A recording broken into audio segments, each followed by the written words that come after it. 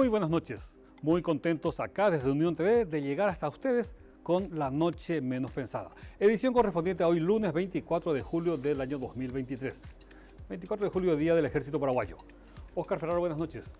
Marco, muy buenas noches. ¿Cómo estás? Excelente. Sí, tenemos cosas importantes hoy, ¿verdad? Sí, señor. Rubén Ovelar, buenas noches. Pero muy buenas noches, mi querido Marcos. Hola, Óscar. También buenas noches a todos y cada uno de los espectadores que sintonizan lunes y jueves para vernos en La Noche Menos Pensada.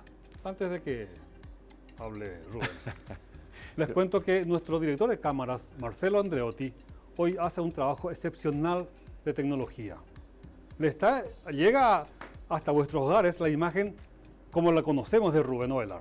Pero acá en el estudio tuvo que hacer maravillas porque está infladísimo.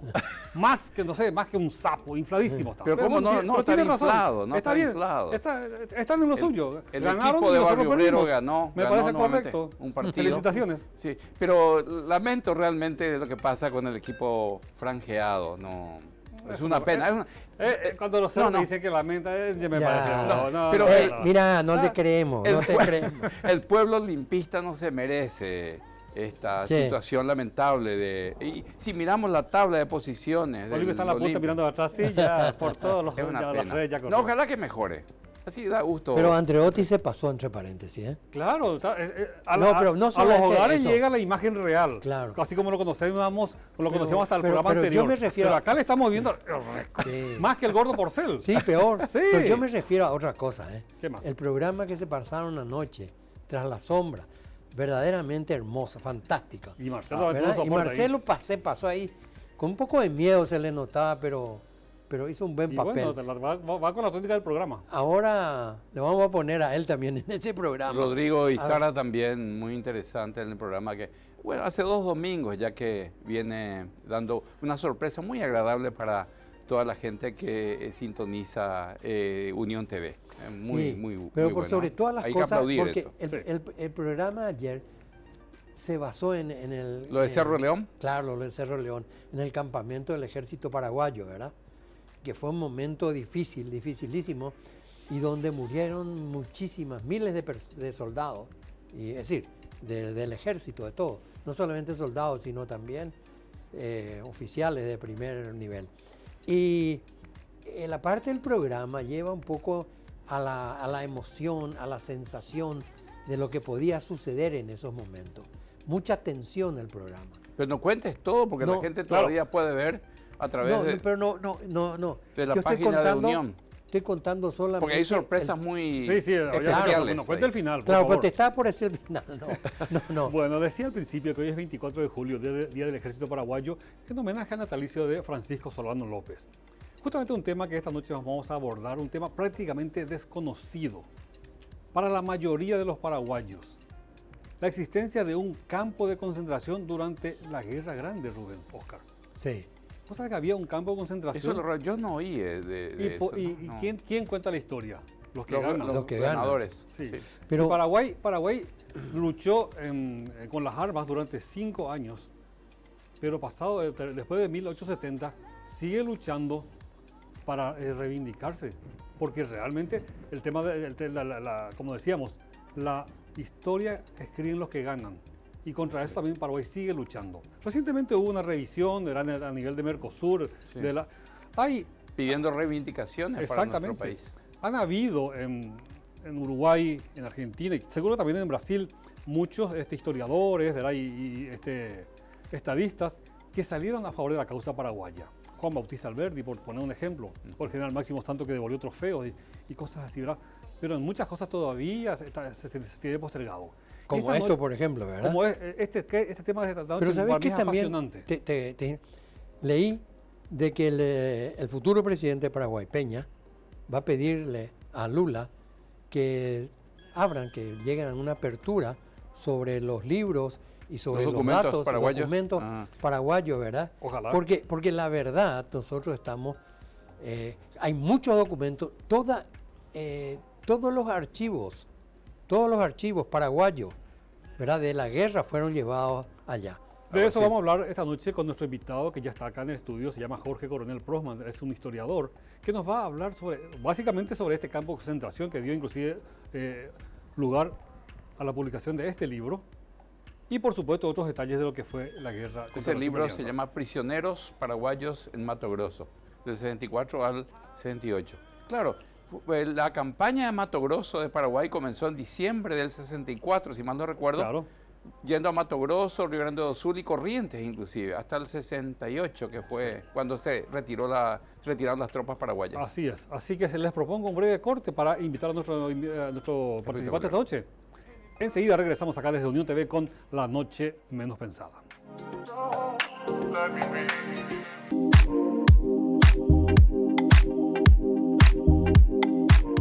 Estamos acá en Unión TV con La Noche Menos Pensada. Llegamos hasta ustedes a través de los canales 17 en la grilla de Personal Flow, 23 en la grilla de Tigo, 28 en la grilla de Copaco TV e igualmente en nuestro sitio web www.uniontv.com.py.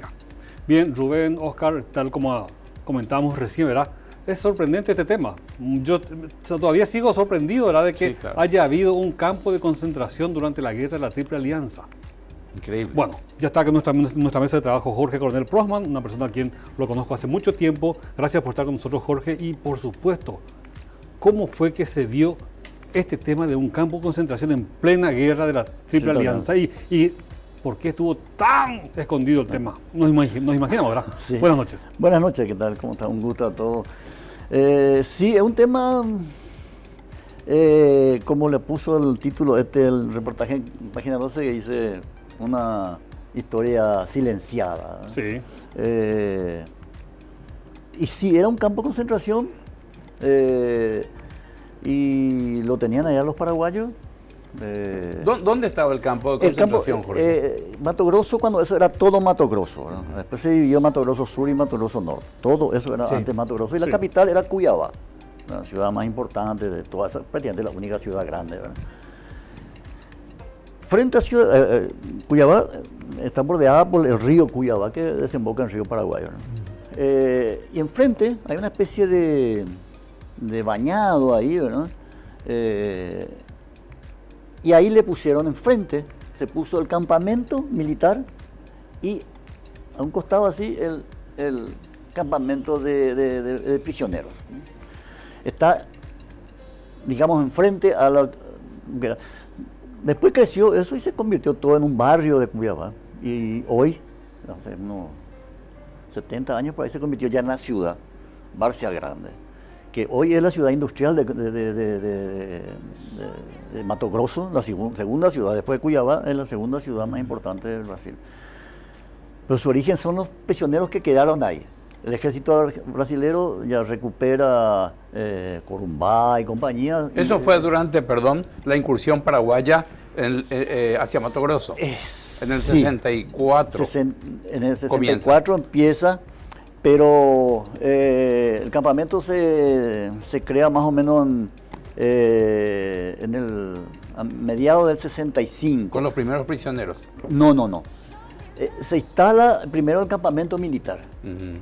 Y ahí había por eso el libro se llama Espías y Epidemias también, ¿verdad? Porque había un temor, porque nadie sabía bien qué había ahí, ¿verdad? Era una zona muy inexplotada, tanto por paraguayos como brasileños tampoco. Estaban los bolivianos. Entonces había mucho temor de que haya espías de López entre la gente paraguaya trabajando en las estancias, Que efectivamente en el comercio. Claro, en toda la guerra siempre hay Claro. ese Siempre. tipo de cosas, ¿verdad? Entonces ellos lo que hicieron fue arrear a todas las familias paraguayas y meterle en un campo de concentración. Ah, así directamente. Así directamente. Y Ah, yo inclusive, pensé que eran que se habían tomado prisioneros en las batallas. Después hubo unos cuantos prisioneros Sí, que fueron prisioneros porque hubo un intento de retomar ellos Corumbá, tomaron un par de días y los paraguayos estaban un poco medio descuidados, enseguida reaccionaron y salieron de vuelta y ahí llevaban unos cuantos prisioneros, pero no eran muchos, pero también se incorporaron a los habitantes de ese campo de concentración. Pero perdón, para entender, Jorge, un sitio de prisioneros parece ser en la interpretación muy diferente a lo que es un campo de concentración. Sí, yo lo que creo que es Después de la Segunda Guerra Mundial, pero la connotación que trae Claro. el campo de concentración es distinto. Sí, ¿verdad? diferente. Es diferente, ¿verdad? No se olviden que ustedes que en los Estados Unidos, en la Segunda Guerra Mundial, ellos hicieron su campo de concentración de, ¿cómo se llama? Ciudadanos ya de origen japonés, y los juntaron a todos en un campo de concentración. Familia entera. Hay algunas películas inclusive de Hollywood y eso, donde perdieron todo, ¿no? Su trabajo, sus negocios, todo. Ya, no, ustedes, todo lo que son de origen japonés acá, tenían miedo de que haya algo, ¿verdad? Que habían atacado ya Pearl Harbor y compañía. Entonces, hicieron eso mismo. No es muy publicitado tampoco, ¿verdad? Por la Por obvias industria. razones. Claro. Pero, entonces, Otra volviendo- cosa, en el Brasil Sí. hubo un campo de concentración de japoneses a pedido de Estados Unidos, En la Segunda Guerra. en la Segunda Guerra Mundial. También los juntaron a todos y los pusieron ahí cerca del Amazonas. Entonces, eran campos porque no eran tampoco prisioneros en el sentido así de que hoy Claro. uno piensa en los campos de concentración nazis, ¿verdad? ¿Y cómo Donde eran se las veía. construcciones, el área, cómo vivían? Lo que se le hacía era delimitar acá, de acá no salían, no podían luego salir porque ahí estaba el río, ¿verdad? Y el otro lado prácticamente no había nada, o sea, no había camino, no había Estaban selva. sitiados. Estaban sitiados y el otro costado estaba el campamento militar. El campamento militar después desaparece porque las tropas esas vienen ya para ocupar los puestos recuperados de Corumbá y compañía, Coimbra y se quedan entonces los prisioneros paraguayos todavía ahí asentados. Resguardados por oficiales brasileños. Sí, digamos que resguardados, pero no tenían luego dónde irse, ¿verdad? O sea, Claro. es tanto así que cuando termina la guerra se les dice, bueno, están liberados, pueden volver. Y muchos Y- quedaron, y- supongo. No, se quedaron todos. Si de acá se llevan la gente a Mato Grosso desesperados, ¿verdad? Todo se llevó de acá, ¿verdad? Lo que podían, había trabajo. ¿Y qué Acá sabes no. del trato que se le daba en su condición de prisioneros? Mira, yo tuve. Cuento un poco cómo supe también yo esto, ¿verdad? Yo me fui por unas cuestiones laborales así, totalmente ajenas a esto. Y ahí estando en Cuiabá, me comentan que hay en Barça Grande, una ciudad grande, estuvimos por ahí. Me dice, eso es el origen de prisioneros paraguayos. ¿Y qué paraguayo? Porque nunca había llegado el ejército paraguayo hasta Cuiabá, ¿no? Y sí, ahí y empiezo un poco a hablar, ¿no? Empiezo a hablar, hay una cónsul honoraria ahí paraguaya y me dice, sí, hay toda una historia. ¿Y hay fuente escrita de eso? Jorge? Hay fuentes escritas, sí. Bueno, uno entra hoy en la página de la prefectura de Barça Grande y ellos en su historia cuentan que el origen es el asentamiento de prisioneros paraguayos que quedaron ahí. Que cuando se fueron todos le dijeron, pueden volver a su país, pero se quedaron ahí. Pero no asume la frase campo de concentración. eso no, para nada. Por supuesto, nada, no. para nada. ¿Y de dónde surge el calificativo de eso cuando en tu obra Prisioneros Paraguayos pones el término campo de concentración? Y porque no eran una cárcel, por ejemplo, ¿verdad? No eran prisioneros así en el sentido de que se les hacía trabajar o se les castigaba, por el estilo. Ellos estaban concentrados en un campo, ¿no? Que te digo, claro. toma ¿Quién una los connotación alimentaba? distinta. ¿Cómo se alimentaban? Lo que le Ellos preguntaba. pescaban, ellos, Ajá. inclusive una de las cosas que quedó después como actividad de esa gente fue la actividad con los lazos, los cueros y qué sé yo, en artesanía, eran muy hábiles, casi todos eran funcionarios ya de las estancias, empleados de las estancias, qué sé yo, que manejaban muy bien Ahora, todo eso. lo notable es cómo va esa migración antes de la guerra. ¿sí? Antes de la guerra. Antes de la guerra va una migración de paraguayos, Sí, aunque un sean pocos, pero era un fueron, territorio. En Mato Grosso era un territorio en disputa entre Brasil y Paraguay. de ¿verdad? Paraguay. O sea, sí. no había la frontera como Como hay hoy, ahora, no, ¿verdad? no, En el sentido de que vos sabés de que, aunque sea frontera seca, sabés que caminas 10 pasos y ya estás en territorio brasileño, ¿verdad? O Río Cuando eso Apa, era ¿verdad? más difuso, me Sí, imagino. No, era totalmente. Pero lo Tanto raro, Marcos, es que parecería ser, por los datos históricos, de que Paraguay en aquella época, antes del 64, había prosperidad, entonces no había necesidad de una migración así hacia Es otras que no había una latitudes. migración, digamos, sino que eran campesinos o gente habituada a trabajar con animales, en la estancia y compañía, ¿verdad? La mayoría eran de eso, ¿verdad? Y ahí había un comercio también con Bolivia, ¿verdad? Una trilogía. había, ¿verdad? Sí, es la triple Sí. frontera que en aquella época, esa era la triple frontera y ahora se trasladó a Ciudad del Sí. Este, ¿verdad? Pero había un comercio, había actividades, ¿cómo que se llamaba? El que fue el director del periódico, el boliviano que vino y lo mataron acá después, ¿verdad? Bueno, era un intelectual boliviano y que llega justamente a esa zona ahí de la triple frontera y ahí las tropas paraguayas le contactan y le mandan el currículum acá a Asunción y le dicen, mándenlo para acá y lo ponen como director, digamos, de uno de los periódicos de trinchera en esa época. Después, en esa serie de acusaciones de traición, cae también en la historia esa de... Ya. Jorge, pero sale de esa zona también, o sea, era una zona con mucha actividad comercial y de intercambio con Bolivia y bueno, esos paraguayos se quedaron ahí, hicieron más bien artesanía, al poco tiempo casi todo el ganado que entraba a Cuyabá pasaba por ahí. Entonces quedaban ahí, ¿verdad? Ahí se hizo entonces la matadería y cosas por el estilo. Le era más práctico matar a los animales ahí, tipo nuestra tablada, digamos así, ¿verdad? Y cruzaban el río con una especie de balsa. Y entonces eso fue de paraguayos. ¿qué se sabe, Jorge, una estimación así con datos históricos de la población media del campo de concentración en esa zona? Paraguaya, digo.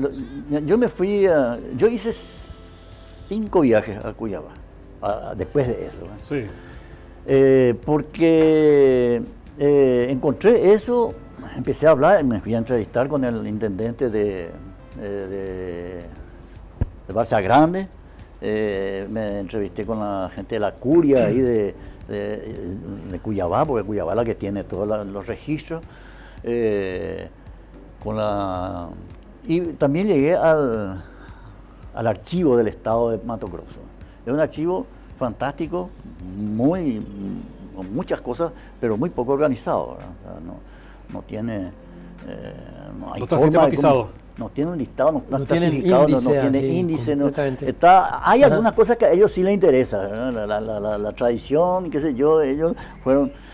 ¿Pero de qué época histórica. estás hablando de esa tu última visita? ¿Pudo haber No, un sí desarrollo? pudo haber cambiado, pero no creo. La guerra del Paraguay para ellos no es un tema así que les interesa mucho.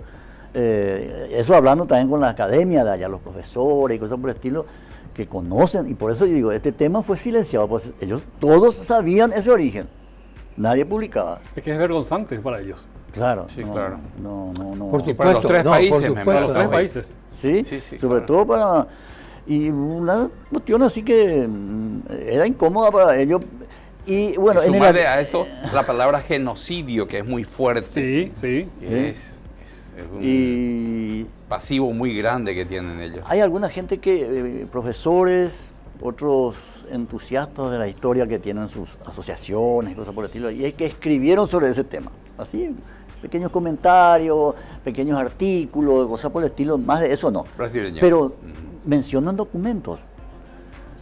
Cuando fui al archivo, le digo a la directora, que era nueva y era hacía poco había estado, y me dice, ¿qué pasó con estos documentos? ¿Cómo es que fulanito menciona esto?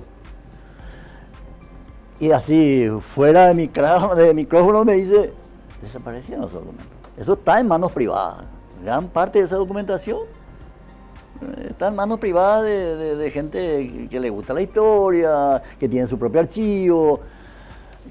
O sea, hay una combinación entre tratar de ocultar y rapiñaje. Eso, sí. Siempre pasó también. Acá también nuestro archivo, muchos de ellos terminaron en manos privadas. ¿Hasta qué punto investigaste, hurgaste para confirmar de que hubo un campo de concentración No, realmente. de que hubo, hay porque te digo, hay registros en ese No sentido. hay dudas en cuanto a eso. Y otras cosas, por ejemplo, como no hay una fecha de fundación, entonces cuando se quedaron ellos tenían que tener una fecha de fundación. Claro. ¿Qué fecha eligieron los habitantes? 15 de mayo. El 15 de mayo es el día de la fiesta de ellos, ¿verdad? Coincidiendo con nuestra día de independencia, ¿verdad? Pues los paraguayos pusieron eso. ¿Qué día es su día de la patrona? El 8 de diciembre. Ah, mira que. O sea, evidentemente hubo influencia. Influencia. Es que ellos paraguaya. se quedaron ahí, vivieron ahí por lo menos unos ¿Y 40 con años. el idioma qué sabes? ¿Hablando portugués? Sí, supongo Allá. que sí. Portugués. Sí, o sea, terminaron una convivencia. Claro. Inclusive toda esa zona de Mato Grosso es muy... Es una especial. mezcla, sí, Pero claro. una mixtura, como dicen Sí, los brasileños, sí. ¿verdad? La polca, la historia esa del yasu pereré que le dicen, yasu yateré nosotros le decimos, y ellos le dicen yasu pereré, no sé qué, un señorcito Algo muy que similar. no tiene pierna, y sí, le asusta a la gente, cosas por el estilo. Su folclore es muy parecido a nuestra Son música. mitos muy Sí, similares. es la a los misma cosa nuestros. que Paraguay y Corrientes, o Misiones Claro. y Formosa, ¿verdad? Hay Una demasiadas historia cosas. común Hay una ahí. historia común. Sí, hay más todavía el juego de corriente, pues hay el río. Este no hay ni río. No hay ni río, claro. Y después de finalizar la guerra, muchos paraguayos fueron, y paraguayas, fueron detrás de los soldados brasileños. No sé si llevados por su propia voluntad o estirada del cabello, pero se Y fueron una todos combinación de ambas cosas. Algunas se fue por gusto y otras se fueron contra su voluntad. Porque ahí la empezó poca también gente ya a que construirse teníamos. un ferrocarril pues, en Mato Grosso enseguida, Claro. ¿verdad? Entonces había trabajo y cosas por el estilo. ¿verdad? Jorge, te propongo un breve corte, ¿qué te parece?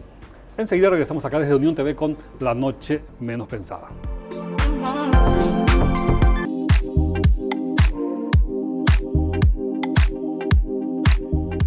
Seguimos acá en Unión TV con La Noche Menos Pensada. Nuestro invitado esta noche es Jorge Coronel Prosman, historiador y sobre todo autor de un libro realmente sorprendente sobre la existencia de un campo de concentración donde los paraguayos vivieron en una ciudad cercana a lo que hoy es Cuyaba. Jorge, te conozco hace muchos años y no conocía tu afición a la historia. ¿Cómo nació tu interés por la historia y sobre todo, cómo lograste, digamos, desentrañar esta historia? Bueno, mi acercamiento a la historia es porque yo mucho tiempo estuve en la militancia social, ¿eh? Y me daba cuenta que la historia no la escribían precisamente los trabajadores y los campesinos y compañía, las voces eran otras, ¿no? Y cuando uno quería opinar te descalificaban porque uno no era pues alguien con autoridad. Y bueno, entonces cuando apenas pude, hice la maestría en historia, entonces para que nadie me pueda discutir que también hice lo que tenía que hacer acá en la Facultad de Filosofía justamente, ¿no? Y bueno, de ahí en más, en realidad yo era para ayudar un poco a esa militancia social que es tienen pocos elementos para defenderse, ¿verdad? Nosotros vemos nuestros dirigentes sindicales o campesinos y les criticamos mucho, ¿verdad? Pero realmente ellos tienen pocos elementos, ¿verdad? Cómo defenderse, ¿verdad? En un tiempo yo discutí, por ejemplo, cómo retribuir al trabajador, cuál era la parte más justa, y con las empresas era imposible. Uno leía literatura, era que cuando más trabajaba vos eras mejor persona, pero no mejor remunerada, ¿verdad?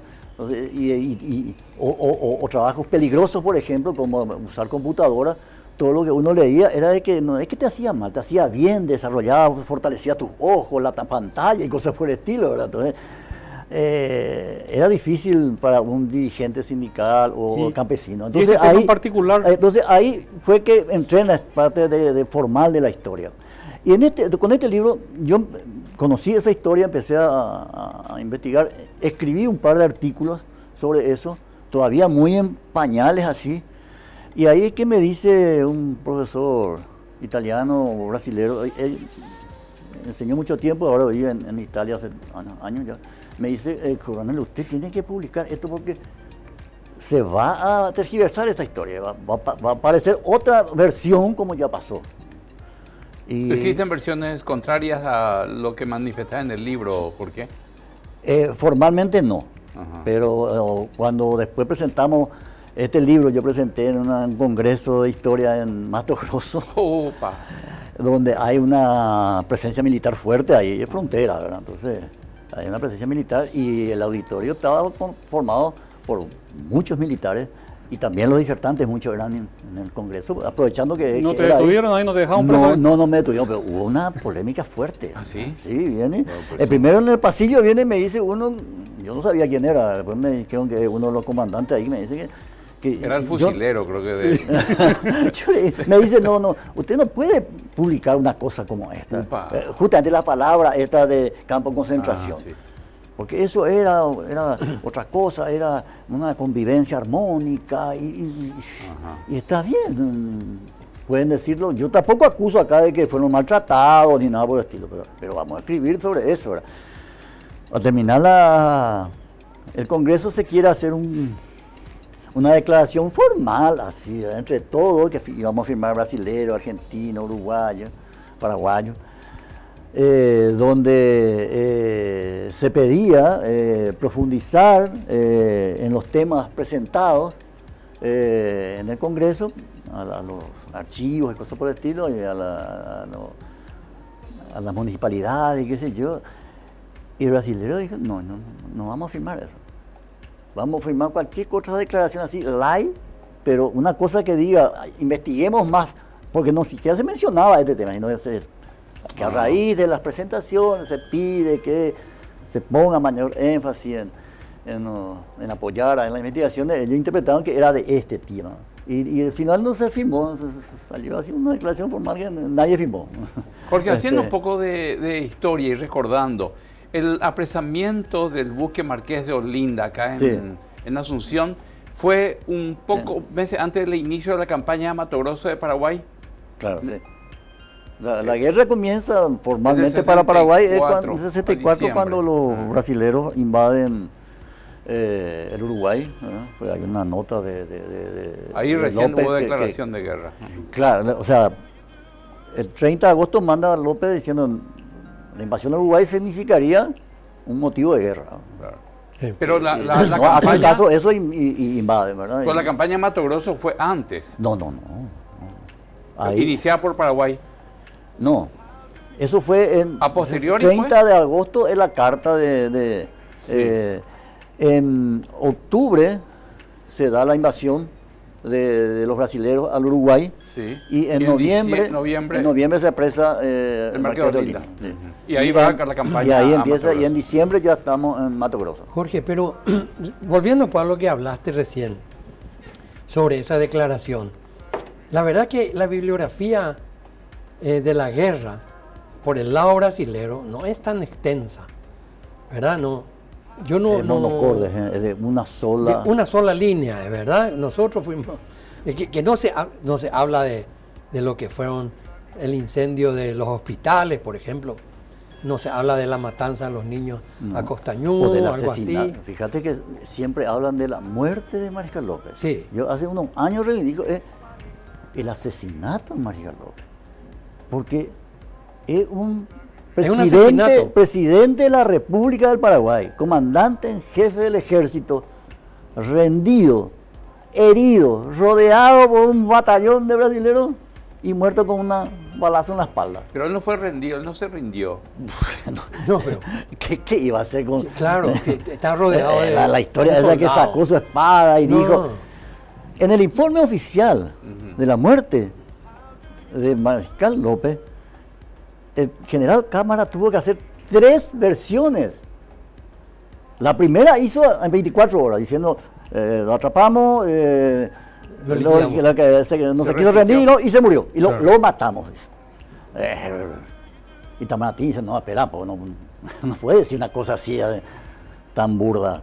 Es el presidente de la República, ¿cómo se va a morir nomás? Le van a matar así porque está dando rodeado y herido.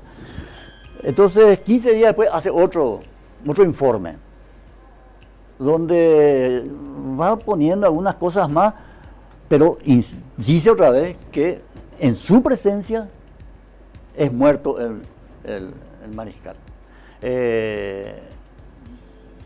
Y ahí salvamos al mundo de un tirano. De un tirano y todo eso. De un monstruo. Sí. Tampoco le aceptan eso porque no aplicaba nada. Te digo, hoy en día, imagínense que alguien invada, que Rusia termine la guerra con Ucrania y lo tengan prisionero al presidente de Ucrania y lo maten. Nadie va a creer que se resistió ahí. No, de hecho, un Entonces, asesinato. termina con un tercer informe donde ahí ya agrega todo ese diálogo. Yo le dije que se rinda y él me dice que si se respetan mis propiedades y si no muero por Además le metieron un balazo en la espalda. Escuchó, solo él inventó esas cosas. El muero por mi patria. Muero por mi patria. Sí, una Jorge, fantasía. Una fantasía, Pero, ¿verdad? Jorge, Pero si bueno, vemos- es la versión oficial que quedó, ¿verdad? sí. Pero Jorge, O sea, si vemos difuso nomás- como la veracidad de que los restos que están en el panteón sean los suyos. No Claro, se tiene sí. certeza de que haya sido realmente su tumba la que excavaron, digamos, y trajeron sus cenizas. Pero el hecho ahí que pasó Marco en ese momento, rodeado de soldados, Eso sí. no solamente sable, sino que le metieron un... Un lanzazo acá y un Claro. hachazo en la cabeza y iba a morir, no hay Y duda. sabes que podían haberlo detenido. Claro, Fácilmente. pero terminó. Y la autopsia que se hace ahí con unos médicos militares declara que lo mató fue un balazo por En la espalda. que le destrozó el corazón.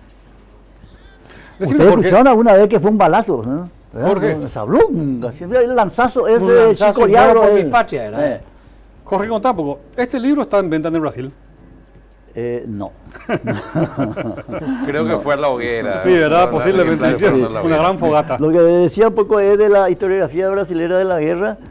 Hasta los años 80 era una sola versión. Sí. No hubo disonancia como hubo acá, ¿verdad? Claro. Que sé yo, con Olear y compañía que hace una historia distinta. Distinta a Cecilio Vaz y eso, ¿verdad? Claro. En Argentina también, ¿verdad? Desde Alberdi y compañía, ¿verdad? Empieza un revisionismo, cuenta una historia distinta. Pero en el Brasil fue así. Lineal. Militarista, patriótica, ¿verdad? Hasta la llegada de un personaje que destrozó esa historia, Chavenato. Chavenato, sí.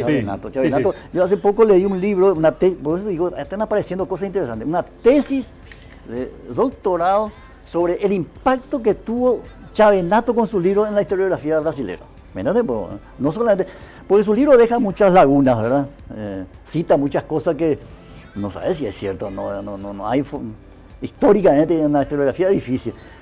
Pero destrozó esa versión única del soldado brasilero que vino y hizo toda una campaña de que eran voluntarios. La historia oficial. La historia oficial. Y destroza eso tan fuerte porque era contra los militares en los años 80 y compañía. Y bueno, la academia se encargó también de reventar la Chavenato. O sea, cualquier coma que estaba de más por ahí en su libro lo hacían reducir. Pero el impacto fue terrible. Y de ahí en más empezaron a producirse.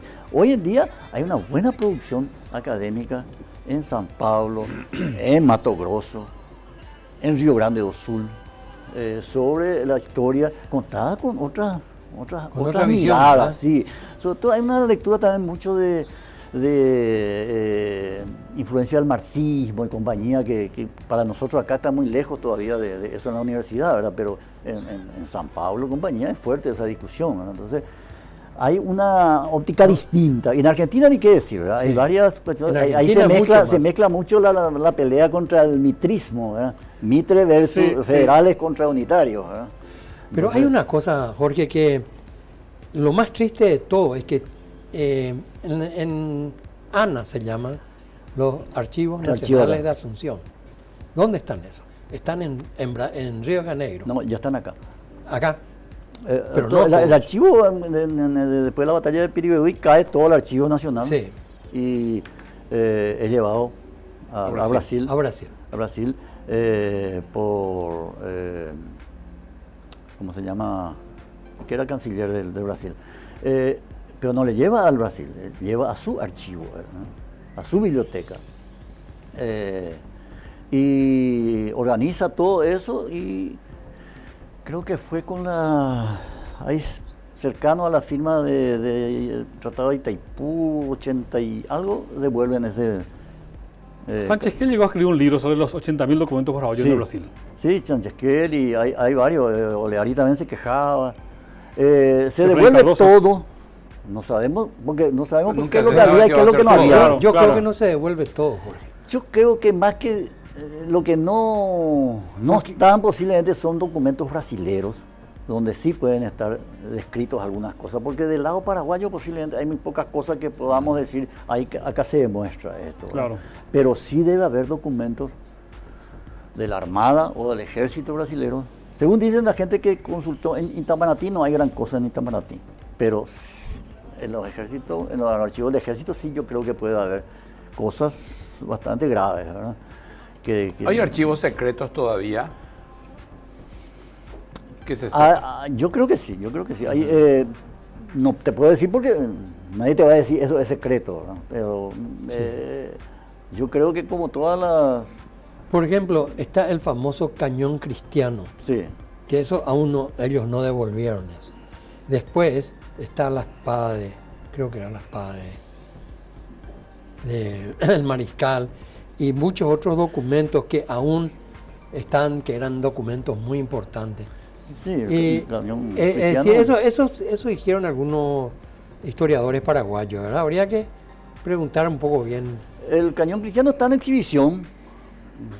Yo varias veces hablé En con el los Brasil. de Brasil. Le dije, ¿por qué no le devuelven eso? ¿verdad? Está ahí perdido en el patio del museo ahí. Sí. Para los brasileños no significa nada eso. Para el paraguayo sí. ¿verdad? Sí, claro. Hubiese sido un buen gesto. Y mirá que existía varios congresos de historiadores, cuando estaban historiadores brasileños, pidiendo que se vea la forma de que se Jorge, traiga. ¿de cuántas campanas, de cuántas iglesias se fundieron para hacer el cañón cristiano? No tengo mucho el número, pero sí te digo una cosa. Una vez que pedimos que se traiga eso, el historiador brasileño dice, no. Porque ahí también puede estar un pedazo de las campanas de Corumbá que los paraguayos se fueron a saquear y trajeron hacia acá, y entonces también se pudo haber fundido. Así que puede estar también un pedazo del Brasil que esté ahí.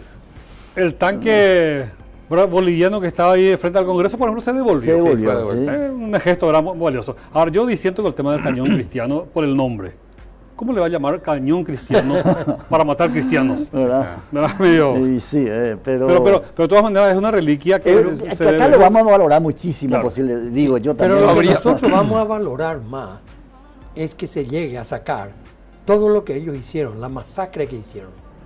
Eso es lo que verdaderamente. Porque ese es un elemento que uno puede olvidar. No creo que pueda haber ningún sentido de venganza ni nada.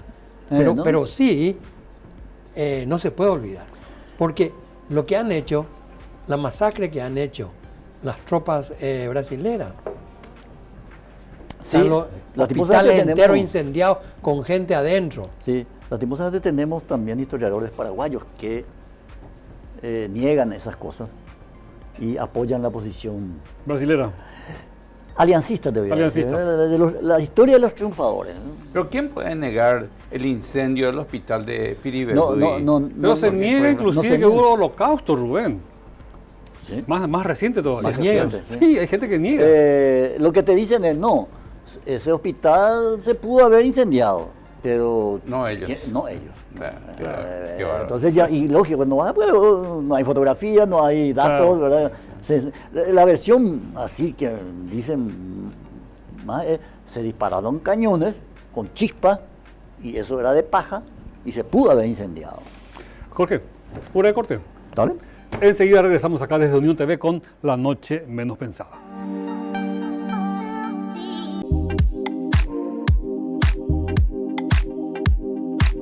Continuamos acá desde Unión TV con La Noche Menos Pensada. Nuestro invitado esta noche es Jorge Coronel Prosman, historiador, quien escribió un libro sobre el campo de concentración que existió durante la Guerra de la Triple Alianza cerca de Cuyabá. Me imagino, Jorge, que después de publicar este libro se te abrieron así, digamos, nuevos desafíos, porque decís, no, acá no está todo, acá hay mucho todavía que contar. Me imagino que debe ser así, ¿eh? Sí, sí. Ya estás en eso. Sí. Yo para terminar esto tuve que, el último viaje, cargué en mi auto 4 colaboradores más y nos fuimos una semana. a ¿Cuándo Cuyabá. fue eso? Y en el 2016, por ahí, 2017, por Hace ahí. ¿no? poco, sí. Hace poco. Y nos fuimos de las 7 de la mañana hasta las 5 de la tarde que se cerraba el archivo. Y nos traían cajas y cajas y cajas, ¿verdad? Por época, porque no está clasificado, por época. Y a meter ahí con guantes y tapabocas, todo eso ahí, a leer todos esos documentos, donde decía Paraguay, donde decía prisionero, donde decía algo, porque ahí estaba de todo, desde que se comía en Cuyabá, las multas, todo, ¿no? Entonces, ¿Se podían quitar copias? nosotros nos permitieron sacar fotos sin flash. sin flash. Entonces, 2 de los muchachos sacaban las fotos y los otros 3 estábamos ahí buscando. Encontramos algo y le pasábamos, ellos sacaban fotos, poníamos en su lugar. Tuvimos 5 días a full. Trabajo de hormiga. Y sí, pero no, y aún así nos quedaron algunos tambores para revisar. Tambores le dicen porque son unas cajas así redondas, ¿verdad? Están bien guardadas, ¿verdad? Pero, y bueno, ahí se quedó. Entonces, venir después otra vez a revisar todos esos documentos, encontramos algunas cosas interesantes, ¿verdad? Pero sí, te das cuenta que hay muchas cosas. Por ejemplo, ahí nos dimos cuenta de que en esa época hubo una epidemia de viruela. Nadie quería enterrar, se morían familias enteras encerradas. Imagínense tipo la pandemia, uno salía de tu casa y bueno, se morían todos adentro y nadie se enteraba. Hablabas está hablando del campo de concentración. No, en Cuyabá. En Cuyabá. Okay. Entonces, nadie quería enterrar a los muertos. Claro. ¿Quién los enterró? Los pobres miserables que aceptaban hacer cualquier cosa para no morirse de hambre y los prisioneros paraguayos. Eran obligados. ¿A quiénes le obligaban a venir? Eso sí está documentado. ¿Quiénes eran los que sepultaban a los muertos? Claro, pero eran prisioneros. Era prisionero. Obvio. Entonces le decían, bueno, vengan, le daban, no sé, algún equipo y a buscar muertos para enterrar lo de la epidemia, ¿verdad? Entonces, esas son cosas que se ven, eso sí está documentado. Otra cosa que eso sí me está llevando durante la pandemia, me agarró ahí, es la cantidad, pero no solamente de Brasil, la cantidad de mercenarios que vinieron a pelear. Es increíble. Espero terminar para fin de año. ¿Venido de dónde? ¿De qué parte? De Europa, sobre todo. Sobre todo. Pero había para chilenos, por el Brasil. ¿Para pelear por Brasil? Por la alianza. Por la alianza. Había brasileros. Y argentino. Argentino. Uno de los batallones del ejército uruguayo era de prisioneros paraguayos, ¿no? Que cayeron ahí en Uruguayana y le dieron la opción, o te pasamos a muchos lo degollaron, o te degollamos o pasás a formar parte del ejército del Uruguay. Hay un batallón. Mucha opción no tenía. No tenía No mucha te quedaba opción. otra. Y bueno, no se completó, entonces se completó con mercenarios brasileros, sobre todo alemanes y cosas por el estilo que estaban por ahí. Eso es poco conocido, ¿eh? Te digo, yo empecé a leer un poco algunas cosas y me sorprendió. Y hace Sí, 3 para el años próximo libro. sigo leyendo y descubriendo cosas, recurriendo a archivos. Y Jorge. cada día encuentro más. Hace poco escribí un artículo sobre los globos aerostáticos que se usó. Ajá. ¿Se acuerdan? Sí. ¿Saben Sí. quién manejaba eso? No. Un mercenario polaco. Pero mercenario con todas las letras, que ya estuvo como mercenario en la guerra civil de los Estados Unidos. Pero Y ese terminó es un allá la tema- guerra y se vino para acá. Jorge, ese es un tema para explotarlo más. Y bueno, Porque espero yo que no por me lo gane menos- alguien, pero que pueda terminar mi libro. O sea, hay muchas cosas todavía de la guerra de la Triple Alianza que tenemos que hablar, ¿verdad? Sí. Y no por una cuestión revanchista, sino que hay No, que... no. No, Jorge, se tiene que conocer. un Sí. comentario al respecto. Quizás una de las vetas todavía para investigar sea si hubo una cantidad considerable de paraguayos en ese campo de concentración y gente que después echó raíces en la zona. Sí. Probablemente se pueda investigar por similitud de apellidos provenientes de paraguayos o Sí. españoles que por allí son familiares lejanos de esta primera gente que estuvo Sí, en el campo de concentración. Yo y intenté tendrá así, archivos. sí, yo intenté, por eso me fui a la curia, por ejemplo, donde están los bautismos, Sí. y cosas por el Ah, ya. estilo, y no pude investigar a fondo, Pero- porque eso sí pero requiere tiene que ver. mucho Pero tiempo. lo ¿verdad? importante, Pero yo creo, por ahí es la idea es un poco ver quiénes sí, eran esos. pero Por ejemplo, había Sí, difícil. un soldado de CUT. No, no es tan difícil. No No, es tan es difícil. ¿Sabes por qué? tiempo nomás. Porque fíjate que muchos inmigrantes italianos comenzaron a trabajar con internet, comenzaron a hacer árbol genealógico y todo ese tipo de cosas. Ahora se tiene, por ejemplo, un registro en Argentina de todos los inmigrantes italianos que llegaron desde 1890 más o Sí. menos. Se tiene un Es registro. cierto. Vos podés acceder a eso. Sí, O sea que sí. es cuestión de... posible O sea, es de posible. organizarse. Es posible. Un poco trabajoso, pero es posible. Claro. ¿Qué pasaba con The Cut que ibas a decir del soldado? Hay un soldado que justamente lo agarran prisionero ahí en Corumbá y lo llevan. Y está ahí como en el campo de concentración, era un oficial. Y bueno, él se aclara, por ejemplo, que este tipo de no fue llevado para enterrar enfermos de viruela, porque tenía buena amiga ahí con los militares. Tanto así que antes que termine la guerra, a él ya le pagaban un salario como militar. Y apenas terminada la guerra ya lo llevan a Río Janeiro. ¿Tipo legionario? No, viste que los de CUT que vinieron de Buenos Aires eran legionarios. Sí, ¿no? sí, Este peleó en el ejército paraguayo, estaba allá peleando y cae prisionero. Y ahí lo llevan después a Río Janeiro, donde se juntan con los prisioneros paraguayos que fueron acá, Bernardino con los Caballero, prisioneros, sí. Patricio Escobar y compañía, que fueron todos para allá también llevados de acá. Se juntan con ellos y vinieron todos después a refundar el Paraguay. Jorge, ¿qué hay de cierto o de fantasía el tema del gran quilombo del Chaco? Así se tituló un libro que se publicó hace unos años. ¿O es fantasía eso de que la gente que no quería participar de la guerra se iba y se instaló en el Chaco para no pelear a favor de Paraguay? Paraguayos. ¿Sabes algo de eso o es fantasía? No sé. Porque de repente... Lo que te digo, no sé si es cierto o no, ¿verdad? Claro. Lo que queda un poco claro es que no quedaba nadie que podía escaparse, digamos, porque no éramos muchos, se sabía bien, y la red, digamos, de información que tenían desde la época de la colonia funcionaba bien. Porque en ¿verdad? Argentina sí hubo movimientos fuertes de gente que no quería participar Claro. en la guerra contra Paraguay. Pero Sí, sí. a Urquiza se le sublevan 2 veces su regimiento, ¿verdad? De caballería, que se subleva una vez y a Paraguay no. Y se dan desbandada. Vuelven a armar y nuevamente se le subleva. Ahí ya Urquiza dice, bueno, yo me quedo nomás. Y vendió 40.000 caballos creo que le vendió al Brasil. Toda la caballería del Río Grande do Sur, Sí. que según la versión cobró, pero no entregó ni un caballo, ¿verdad? Pero con tal que se quede quieto, eso era. Entonces, son cosas que hay que ilustrar un poco. Es lo mismo, ¿cómo empezó esto, verdad? No sé si conocen ustedes el archivo de la Casa Mitre en Buenos Aires. Está en el centro de Buenos Aires, la Casa Mitre. Hay que ya conocer. Uno llega ahí y dice, ve una biblioteca fantástica, ¿no? Muy bien organizada está. Sí, voy a decir, pero hace 150 años tenía este tipo, esta biblioteca, ¿verdad? Era la mente más ilustrada de nuestra época. El tipo que pudo haber ideado esta guerra, no con lo que pasó después. ¿Viste su verso ese? En 3 días Sí. los cuarteles, En bueno, 3 meses en 3 meses de Paraguay, bueno, Sí. le salió mal el cálculo, Claro. pero es el tipo que ideó todo eso como para destruir definitivamente al Partido Federal, que rompió las pelotas en Uruguay, en Paraguay, en Corrientes, en Salta, ¿verdad?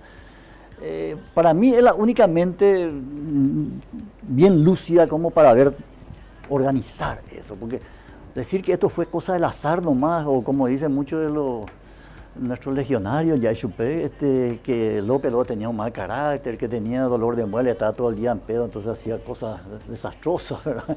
Que no podés explicar 6 años de barbarie por el carácter de un tipo, ¿verdad? Hay cosas más complicadas. ¿Y qué papel cumplieron los ingleses en este tema? Y ese es uno de los temas, León Pomer es uno de los defensores de que todo lo financió y todo lo organizó Inglaterra. Y tiene documentación interesante y rebate muchas cosas interesantes también. Hay razones para creer que los ingleses sí metieron la cuchara acá, ¿eh? Sí, y una de las cosas que decían pues era que ¿por qué se iban a meter? Porque el algodón que necesitaban en Manchester estaba en un problema por la guerra de secesión en los Estados Unidos, que era el proveedor de algodón, estaba en crisis total, ¿verdad? Después de la guerra de compañía, entonces venían un poco a ver si el algodón de acá les servía. cómo actúa la mano invisible del... Enseguida aparecieron trabajos académicos desmintiendo eso. No, ya la academia, Manchester, la industria ya había encontrado en Egipto el algodón egipcio, era muy bueno y de ahí nomás ya... Uno de los mejores del mundo, por la fibra más larga. Bueno, hace unos 4 años me voy a un congreso en Buenos Aires y un profesor de la UBA presenta ahí diciendo, mentira, el algodón de Egipto estaba en crisis total porque empezaba el conflicto de construirse el canal de Suez y compañía, y se había despoblado todo el campo y compañía, o sea, la producción de algodón egipcio no existía. Pero, como decían, ¿por qué vinieron los ingleses? Porque necesitaban algodón. Entonces a la academia, para responder, dice, no, el algodón venía ya de Egipto. Resulta ser que en Egipto tampoco había algodón. O sea, puede ser, no digo que esa sea la causa, pero que sí puede ser. Sí. Es lo que pasa siempre, ¿verdad? Por todo, es decir, por un lado el imperialismo inglés que tenía que tocar todo lo que pasaba en el mundo, y por otro lado también las ideas que a veces no podemos comprobarlas, ¿verdad? Sí. Pero que hubieron fantasmas, porque y las demócratas se mantienen. Había que entender también la presencia en Buenos Aires y en Río de Janeiro, ¿verdad? Del capital británico, ¿verdad? Eso. Entonces, no, hay que empezar a pensar por ahí. Evidentemente todos estos países quedaron endeudadísimos con la banca inglesa, ¿verdad? Claro. Jorge. Pero eso no puede decir tampoco, uno no puede extrapolar y decir, bueno, Inglaterra fue la culpable de esto, fue la que armó todo esto, ¿verdad? Pero que tuvo participación, parece sí, que... Sí. Habría que ver un poco... el embajador inglés en Buenos Aires estuvo en casi todas las reuniones previas a la declaración de es más, el Tratado de la Triple Alianza, que se dice, se discutió un año antes, estaba el embajador norteamericano. Jorge, creo nomás que... Este es un concepto... Quiero continuar con eso nomás. Sí, perdón. Un ratito para que... Después mi pregunta. Sí, lo que yo quiero saber nomás es los estudios que se puedan realizar o se necesita analizar para que se vea ese problema, ¿verdad? De la presencia y de la decisión que tuvo el imperio inglés en participar en eso. Y mira, un tema, lo que pasa es que, en primer lugar, para mí, el pueblo paraguayo decidió que a López va a ser su héroe máximo, ¿verdad? Entonces hay mucha gente que le da urticaria a eso,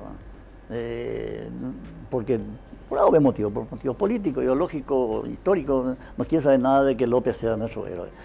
Entonces se está atacando siempre eso, entonces empiezan las pasiones, ¿verdad? Es que hace poco, por ejemplo, no hace poco, hace ya 20 años, el Brasil hizo una jugada maestra, lanzó este libro, Maldita Guerra, de Doratiotto, un libraco así. Era para así poner punto final a esta discusión de la guerra. Acá está todo. ¿Quién es Doratiotto? Funcionario de Itamaraty. Trabaja para Itamaraty, bancado por Itamaraty. Es un trabajo fantástico, pero no cambió una coma de la versión oficial. En su libraco no puede explicar cómo un pueblo que teóricamente odia a su presidente puede aguantar 6 años de guerra, una locura contra 3 países que lo superaban en todo, en armamento, en hombres, en todo. Jorge, ¿cómo quisiera explican hacerte eso? una pregunta. No contesta, ¿verdad? Claro. Jorge, querría hacerte una pregunta en ese sentido. Este es un campo, el hecho de la frase campo de concentración es algo novedoso en la parte de historia, al menos no se difunde mucho. Sí, esto, ¿qué sabes si otros colegas tuyos, historiadores, a partir de este libro tuyo van a comenzar a investigar y a editar otros libros, van a seguir escribiendo? ¿Qué se sabe de eso? Al único que yo sé que escribió algo, un profesor de Mato Grosso, y que habló, porque escribió sobre los periódicos y cosas por el estilo, y entonces toca ¿Y la colegas parte- paraguayos? No, colegas paraguayos creo que Ajá, no se sabe. Ajá. Muy bien. Jorge, Sí, realmente estoy gratamente sorprendido por todo lo que escuché, por todo lo que relataste. Realmente hay cosas que no conocíamos, ¿verdad? Y yo creo que también muchos televidentes, así que te agradecemos mucho. Te vamos a volver a invitar cuando estés con otra investigación. ¿Qué tenés? ¿Una cosa urgente? No, solamente que para mencionarte, Marcos y Oscar, me dio tanto gusto de verlo acá, Jorge Coronel, porque yo lo veía hace unos años ya, por los pasillos de la Facultad de Filosofía, cuando él estaba accediendo a la maestría de Historia. Y tuve la suerte también, le comento acá a Jorge, de hace unos 10 o 12 años atrás, siendo docente de la facultad, le tuve como alumna a su hija Jazmín Coronel, excelente profesional en ciencias de la comunicación, excelente alumna, recuerdo. O sea, los saludos cordiales también no sé si para Jazmín. estaba en el centro de estudiantes y eso, así que no sé si tienen... No pidió tu cabeza, Muy así que... buena idea. No, quería mencionar eso. Muy bien. Sí, Gracias, siempre Jorge. recuerda de vos. ¿eh? Ah, sí. Muchas gracias, Jorge, por tu presencia. Bueno, gracias. Gracias, Jorge. Oscar Ferraro, la despedida a tu cargo. Bueno, no, Jorge, fue verdaderamente, estuvimos un poco navegando por aguas turbulentas, ¿verdad? Porque es indudable que tener un problema con un país vecino, ¿verdad? Y cerca del infierno y lejos de Cristo, ¿verdad? Es verdaderamente difícil porque es una potencia y todo lo que nosotros hagamos o querramos decir que no sea del gusto, estamos fritos, porque nos van a hacer callar. Esa es la realidad. Saldrán alguna vez los hechos, ¿verdad? Pero no es el tiempo de venganza ni de nada, sino es el tiempo de recordación de lo que pasó. La historia hubiese sido diferente si no hubiese habido esa guerra. Muy buenas noches. Muchas gracias. Gracias a ustedes. Nos vemos el jueves.